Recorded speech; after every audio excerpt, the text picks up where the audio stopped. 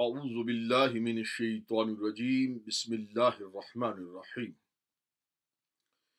یا ایہا الذین آمنوا لا یسخر قوم من قوم عسى ان یکونوا خیرا منہم ولا نساء من نساء عسى ان یکن خیرا منہن ولا تلمزوا انفسکم ولا تنابزوا بالالقاب بئس الاسم الفسوق بعد الایمان ومن لم یتب فاولئک هم الظالمون۔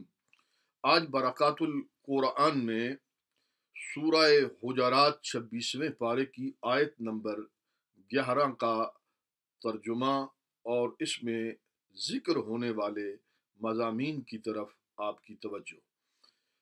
اللہ رب العزت اس میں ارشاد فرماتے ہیں کہ اے ایمان والو، کوئی قوم کسی دوسری قوم کا مذاق نہ اڑائے۔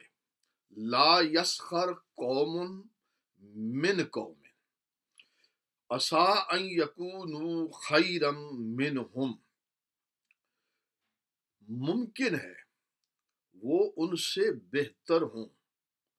اور پھر فرمایا ولا نساء من نساء عسى ان یکن خیرا منہن، اور نہ عورتیں دوسری عورتوں کا مذاق اڑائیں، ممکن ہے وہ ان سے بہتر ہوں۔ ولا تلمزوا انفسکم ولا تنابزوا بالالقاب، اور ایک دوسرے پر طعنہ زنی نہ کریں اور نہ ہی ایک دوسرے کو برے لقب سے یاد کریں۔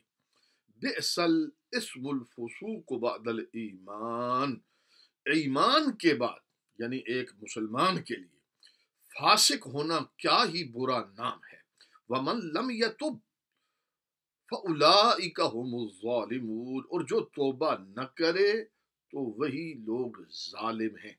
اس آیے مقدسہ میں سورہ حجرات کی آیت نمبر 11 میں پروردگار عالم نے اہل ایمان کی تربیت کے لیے 3 باتیں جو زبان سے ہم گناہ کرتے ہیں، یہاں پر 3 گناہ بیان ہوئے۔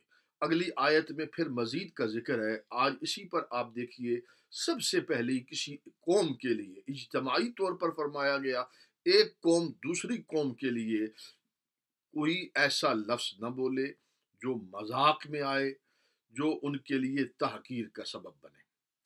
پھر بالخصوص عورتوں کے لیے یہ کہا گیا، چونکہ عورتوں کے مزاج و طبیعت کے اندر یہ عام محاورے میں وہ ایک دوسرے پر یہ چیزیں جملے لفظ نیزے زبان کے چلاتی ہیں، تو ان کے لیے خصوصی طور پر منع کیا گیا۔ اور پھر ساتھ یہ بھی کہا گیا کہ تم اگر اس طرح کہو گی تو ممکن ہے کہ جو تم کہہ رہی ہو نہ صرف یہ کہ زبان سے کسی کو ایذا دیا جا رہا ہے، بلکہ فی الواقعہ تمہاری بات جھوٹی بھی ہو سکتی ہے کہ وہ تم سے بہتر ہو۔ پھر اسی طرح فرمایا گیا کہ ولا تلمزوا انفسکم، طعنہ زنی کرنا، طعنہ دینا، اس سے بھی بڑا صاف لفظوں میں اللہ تعالیٰ نے ہمیں منع کیا ہے۔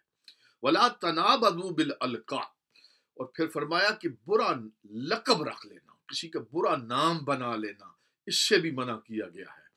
اب آپ اس پر غور فرمائیں کہ اسلام ہماری کتنی شاندار تربیت کرتا ہے کہ ہماری زبان کا حسن کیسا ہو، ہمارا اخلاق کیسا ہو، بول چال میں ہم ایک دوسرے کے ساتھ کس طرح سے ہمارے رویے ہوں۔ اتنی گہرائی میں جا کر اور عام طور پر ایک جو زندگی ہوتی ہے اس کے آداب ہمیں اگر سکھا رہا ہے تو قرآن سکھا رہا ہے۔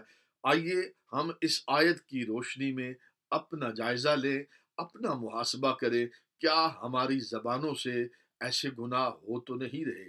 اگر ایسا ہم کر رہے ہیں تو ہمیں فوراً توبہ کرنی چاہیے۔